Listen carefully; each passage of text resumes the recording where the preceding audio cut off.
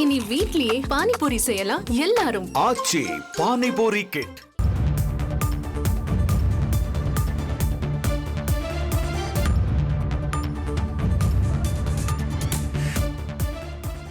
தற்போது நம்முடன் ஓய்வு பெற்ற ராணுவ அதிகாரி திரு கர்னல் பிரின்ஸ் நம்முடன் இணைப்பில் இணைந்திருக்கிறார். சார் வணக்கம். தற்போது இந்த அமெரிக்காவுடைய தாக்குதல் ஈரான் இஸ்ரேல் இடையான போரை முடிவுக்கு கொண்டு வருமா இல்ல வேற ஏதாவது பாதைக்கு திருப்பி விடுமா சார்?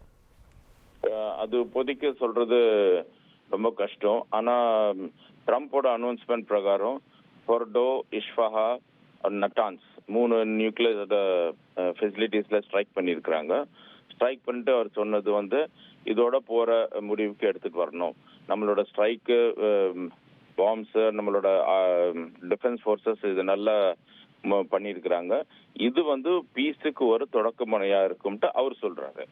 அதே மாதிரி இஸ்ரேலும் சொல்லுது, எங்களோட நான் கொஞ்ச நாளைக்கு முன்னாடி ஒரு இன்டர்வியூல சொன்ன மாதிரி இந்த இந்த நியூக்ளியர் ஃபெசிலிட்டிஸை ஸ்ட்ரைக் பண்றதுக்கு தான் இந்த 2 கண்ட்ரியும் எய்ம் பண்ணியிருக்கு. அதை பண்ணோன்னே அவங்க சைட்ல இருந்து அந்த முடியும் அப்படின்ட்டு அவங்க சொல்றாங்க. ஆனா ஈரான் எவ்வளவு தூரம் இது ரியாக்ட் பண்ணும் அப்படின்ட்டு நம்ம இப்ப சொல்ல முடியாது. ஈரான் தொடர்ந்து தாக்குதல் இஸ்ரேல் மேல நடத்திட்டு இருக்கும்போது இப்போ அமெரிக்காவோட பேசஸ் பக்கத்துல எல்லாம் இருக்குது. அங்க தாக்குதல் நடத்துமா என்னன்றது ஒரு பெரிய பெரிய கேள்விக்குறி. அது நடத்தாம இருந்தா ஸ்லோலி இந்த வார் முடியும். கொஞ்சம் நடத்தினா கூட இது இன்னும் எஸ்கலேட் பண்ணும். இப்போ இது ஹை எஸ்கலேஷன் ஆல்ரெடி யூஎஸ் பண்ணியிருக்கு. ஏன்னா அவங்களுக்கு மெயின் ஏம் நியூக்ளியர் ஃபெசிலிட்டிஸை தகர்த்தணும்ட்டு அது பண்ணிட்டாங்க.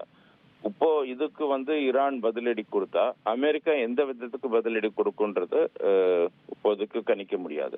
அமெரிக்கா மற்ற டிஃபென்ஸ் ஃபெசிலிட்டிஸை அட்டாக் பண்ணுமா, இல்லை அவங்களோட சிவிலியன் ஏரியாஸ் அட்டாக் பண்ணுமா, இல்லை அட்டாக் பண்ணாம விட்டுருமா அப்படின்றது ஒரு 3 கேள்விக்குறி. இனி வீட்லயே பானிபூரி செய்யலாம் எல்லாரும். ஆச்சி பானிபூரி கிட்.